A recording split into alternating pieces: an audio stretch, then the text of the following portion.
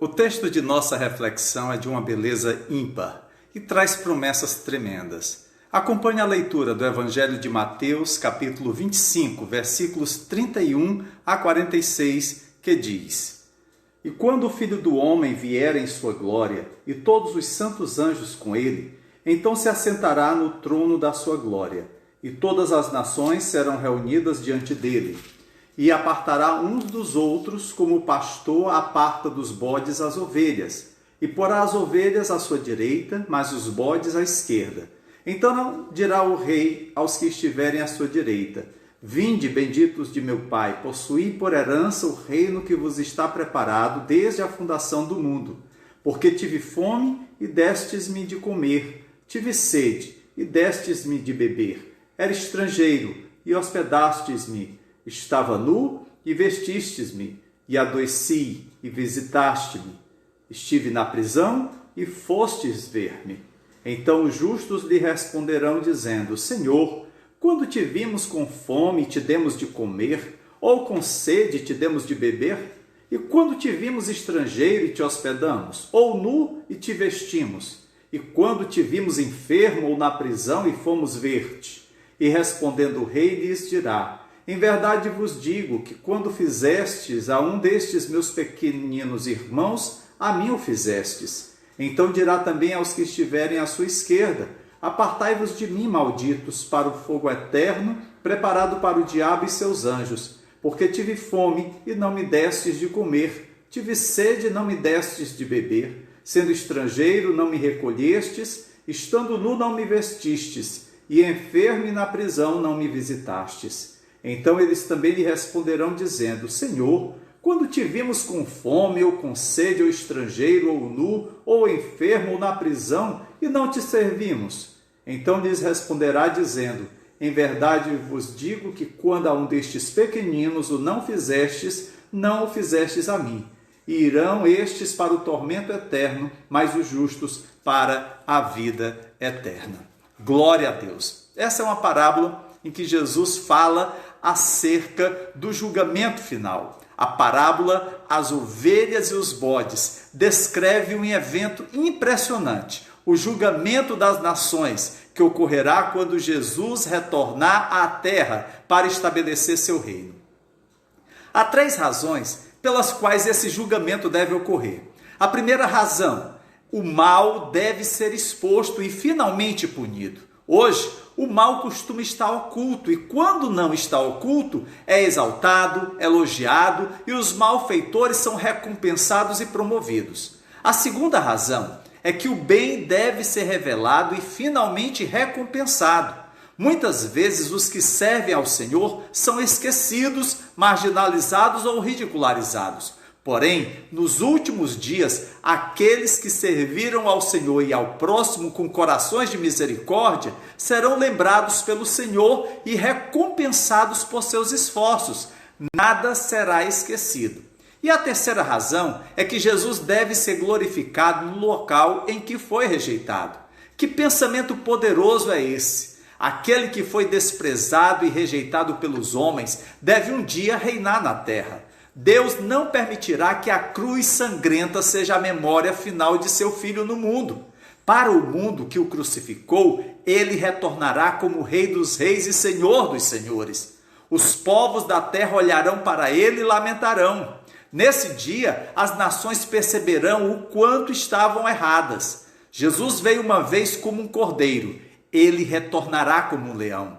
Ele veio uma vez como Salvador, ele voltará como juiz de toda a terra.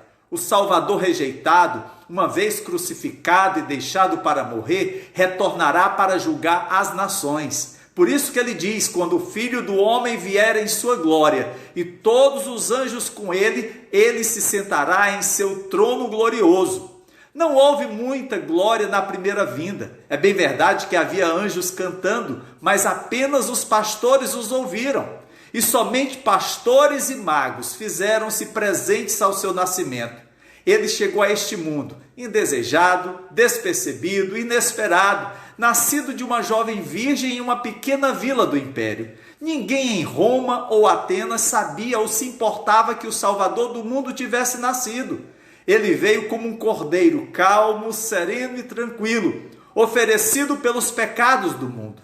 Mas em sua vinda gloriosa, todo joelho se dobrará, de boa ou má vontade, e toda língua confessará, de boa ou má vontade, que Jesus Cristo é o Senhor, para a glória de Deus Pai. Jesus Cristo é o Senhor e Ele é Deus. Não nos desviaremos desta verdade e não negaremos nossa fé nestes tempos difíceis. Hoje, Ele está à porta e bate, esperando pacientemente para entrar como Salvador em qualquer coração que o receba. Mas um novo dia está chegando, um dia de trovões, fogo, anjos e trombetas, um dia de glória, um dia de julgamento solene. O trono será montado, o rei tomará o seu lugar e o julgamento das nações começará. Na parábola, Jesus faz uma analogia das ovelhas com os justos que herdarão a vida eterna e os bodes, os malditos, que serão lançados no fogo e tormento eternos. No primeiro século, as ovelhas e bodes normalmente eram mantidos juntos no mesmo rebanho. Mas quando chegava a hora da separação, o pastor reunia rapidamente os bodes em uma direção e as ovelhas em outra. Esse é o pano de fundo dessa parábola. Na era atual, os salvos e os perdidos se misturam no mundo, que nem joio e trigo. Vivemos juntos, trabalhamos juntos, brincamos juntos, vamos aos mesmos restaurantes, assistimos aos mesmos programas de televisão, trabalhamos nas mesmas empresas e frequentamos as mesmas escolas. Na maioria das vezes é difícil dizer com certeza quem está em qual grupo. Parecemos praticamente iguais, especialmente à distância. Mas o Senhor conhece os seus, porque os salva um a um. Ele os conhece, os ama e os chama pelo nome. Ele coloca a sua marca neles para que nunca se percam na multidão. E no último dia, ele chamará as suas ovelhas, que serão separadas dos bodes do diabo para sempre. Mas quais as evidências de quem é ovelha ou bode para o seu julgamento? Jesus não diz nada sobre fé, salvação, graça, novo nascimento, aceitar Cristo, confiar em Jesus ou qualquer outra coisa usual. Também não fala sobre disciplinas espirituais como leitura da Bíblia, oração, louvor, adoração, meditação, evangelismo, batismo ou ceia do Senhor. Não há nada sobre escola bíblica dominical, dízimo, ministério de pequenos grupos, ou ainda se é batista, metodista, assembleiano, presbiteriano ou da Igreja Cristã de Gileade. As coisas que normalmente nós associamos para ir para o céu não são mencionadas. Nenhuma delas. Isso é chocante. Também é perturbador. Então, o que importa quando se trata de entrar no reino ou ir para o inferno para sempre? Os 6 atos que Jesus apontou para ovelhas e bodes, alimentar os famintos, dar bebida aos sedentos, abrigar o estrangeiro, vestir os nus, visitar doentes e os prisioneiros, todos eles são situações comuns na vida que demonstrariam o coração de uma pessoa.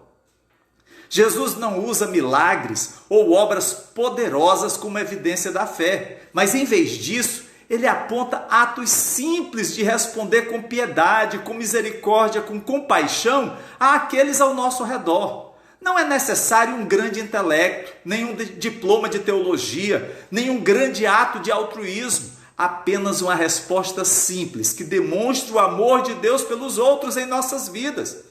O fato de que esses atos são feitos até ao menor destes enfatiza ainda mais que são atos de amor do Senhor e não algo feito com fins egoístas, pois os menores destes não têm nada a oferecer em troca da bondade mostrada a eles, exceto gratidão.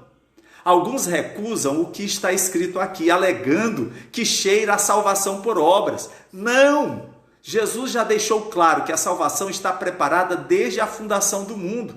Portanto, as obras são subsequentes. Isto corresponde perfeitamente com o que Paulo afirma, pois vocês são salvos pela graça por meio da fé, e isto não vem de vocês, é dom de Deus, não por obras para que ninguém se glorie, porque somos criação de Deus realizada em Cristo Jesus para fazermos boas obras, as quais Deus preparou de antemão para que nós as praticássemos. Por que então essa ênfase no que essas pessoas fizeram? Simplesmente porque as boas obras, são uma evidência de um coração justo. Tiago deixa claro isso ao dizer: se um irmão ou irmã estiver necessitando de roupas e do alimento de cada dia, e um de vocês lhe disser: vá em paz, aqueça-se, alimente-se até satisfazer-se, sem porém lhe dar nada, de que adianta isso? Assim também a fé, por si só, se não for acompanhada de obras, está morta. O apóstolo João confirma este princípio ao declarar: se alguém tiver recursos materiais e vendo seu irmão em necessidade não se compadecer dele, como pode permanecer nele o amor de Deus? Filhinhos, não amemos de palavras nem de boca, mas em ação e em verdade. O que Jesus está dizendo claramente é a marca suprema de um cristão autêntico. Não é o seu credo, a sua fé ou o seu conhecimento da Bíblia, mas o cuidado que ele mostra àqueles que precisam da sua ajuda. A demonstração prática do amor é a prova final. O cuidar dos necessitados é o resultado lógico da fé cristã. Esse tipo de compaixão flui do coração de um crente tão naturalmente quanto a lã vem das costas de uma ovelha. Somos chamados de fiéis ao fazer o que Deus nos ordena fazer. E sendo fiéis dia a dia, haverá 1000 chances, algumas grandes, outras pequenas, outras momentâneas e outras bem demoradas, de fazermos o bem e mostrarmos bondade. Queridos, alguns desses momentos nós vamos esquecer que os fizemos. Suponho que ao longo da vida vamos esquecer quase todos eles. Às vezes, pequenas coisas serão uma chance de ajudar o que sofre, ou responder a uma pergunta de forma educada, dar uma palavra de apoio a alguém, retirar nossa carteira e fazer uma doação. E outras vezes a necessidade será grande e nossa resposta realmente nos custará muito em termos de tempo, dinheiro, esforço e sacrifício. Seja grande ou pequena a necessidade, o Senhor Jesus vê tudo e se lembra de tudo, e um dia Ele nos recompensará. Um dia, muito depois de termos esquecido as frustrações desta vida, Ele se lembrará disso e seremos recompensados. Tudo se resume a isso. Jesus esquece o que lembramos e Ele se lembra do que esquecemos. Quero concluir com as palavras do grande escritor britânico J.C. Ryle. Ele disse: vamos nos perguntar de que lado de Cristo provavelmente estaremos no último dia. Devemos estar do lado direito ou do lado esquerdo? Feliz é quem nunca descansa até poder dar uma resposta satisfatória a essa pergunta. Onde você estará no último dia? À direita ou à esquerda? Você é uma ovelha ou um bode? Todas as questões desta vida são pálidas em comparação com essa grande questão. O que o seu coração lhe diz? Que a sua resposta seja: sim, estou confiando em Jesus Cristo e me apegando apenas a Ele como minha esperança de vida eterna.